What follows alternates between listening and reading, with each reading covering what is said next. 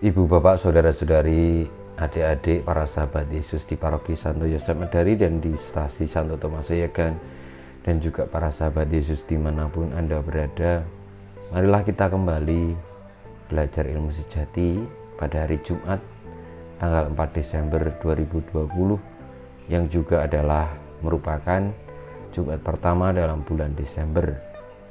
Kita mengawali belajar ilmu sejati kita dengan berdoa dalam nama Bapa, Putra, dan Roh Kudus. Amin. Allah Bapa Maha Kuasa, tunjukkanlah kekuasaan-Mu dan datanglah di tengah-tengah kami.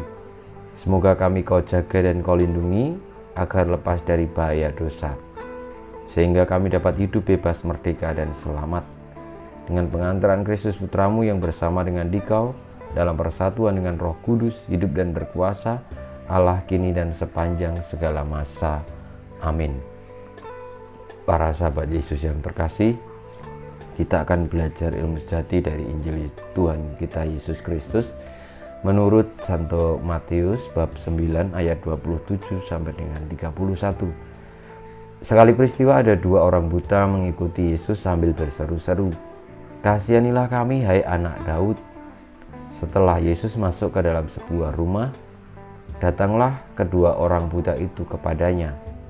Yesus berkata kepada mereka, "Percayakah kalian bahwa aku dapat melakukannya?" Mereka menjawab, "Ya Tuhan, kami percaya."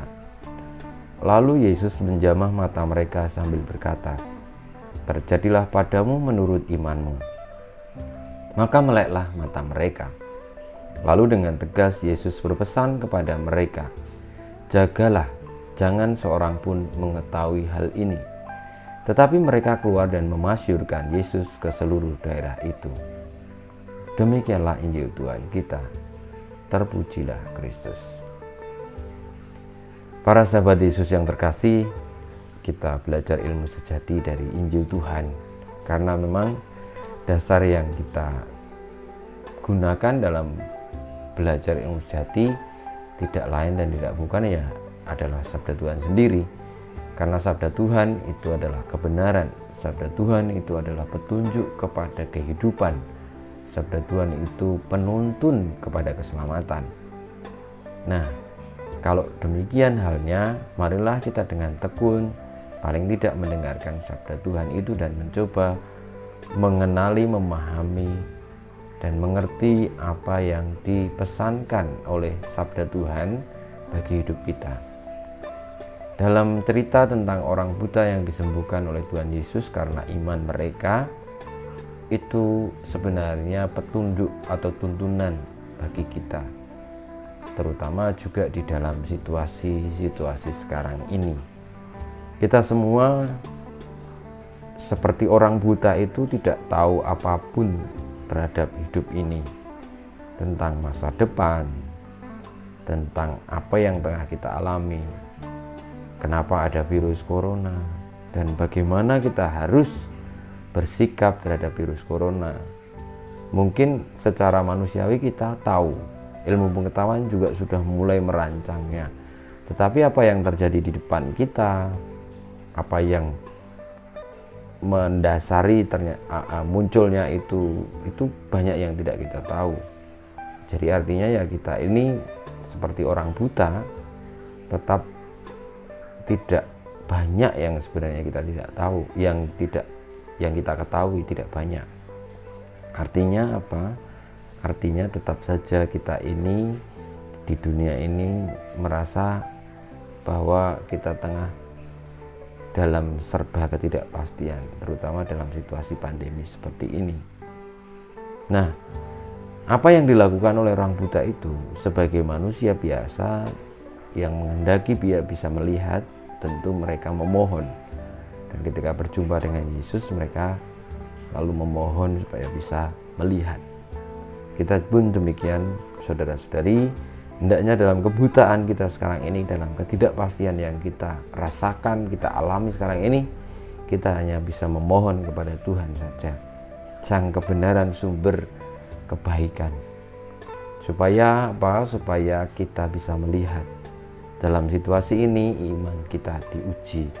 Dalam situasi ini kita benar-benar ditantang untuk mau mempercayai Tuhan, untuk mau mendengarkan suaranya. Karena segala sesuatu muncul begitu saja banyak hal dan menawarkan bahwa dia adalah kebenaran. Dan mungkin juga teman-teman saudara-saudari mengira apa yang saya sampaikan ini juga itu jadi bagian yang mengaburkan kebenaran malahan gitu. Tetapi bahwa saya mencoba untuk terus menekuni ini paling tidak untuk saya sendiri, untuk umat yang mendengarkan di paroki, dan yang selalu mengharapkan supaya kita belajar ilmu sejati bersama-sama. Tetapi bahwa lalu sabda Tuhan yang kita dengarkan itu sebenarnya memuat sebuah kebenaran yang tidak bisa kita telaah atau kita terima dengan jelas begitu saja, tetapi harus dirasakan, didalami, dimengerti, dipahami. Semoga iman kita menuntun kepada ketekunan untuk setia kepada sabdanya itu, baik dalam perkataan, dalam tindakan, di dalam sikap hidup kita sehari-hari. Mungkin kita mengeluh, mungkin kita berkurang imannya, ataupun tergoda dengan macam-macam hal, dan ada juga tantangan keputusasaan. Tetapi apa artinya beriman adalah kita percaya bahwa kita datang dari Tuhan, kita hidup diberikan oleh Tuhan, maka Tuhan pun akan memelihara hidup kita. Dan ketika kelak kita akhirnya kembali kepadanya, kita juga percaya bahwa kehendak Tuhan ada di situ. Maka marilah kita menempatkan seluruh hidup kita dalam kerangka virus corona ini, dalam kerangka kita percaya kepada Tuhan. Karena dengan demikian kita akan diselamatkan dan kita akan mendapatkan jalan petunjuk yang benar, yakni sabda Tuhan sendiri. Kita mohon berkat Tuhan, semoga hati kita semakin seperti hati Tuhan Yesus. Kemudian kepada Bapa dan Putra dan Roh Kudus, seperti pada permulaan sekarang selalu dan panjang segala abad. Amin.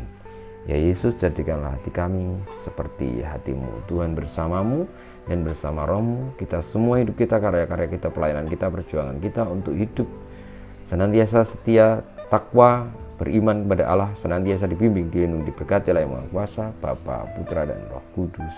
Amin.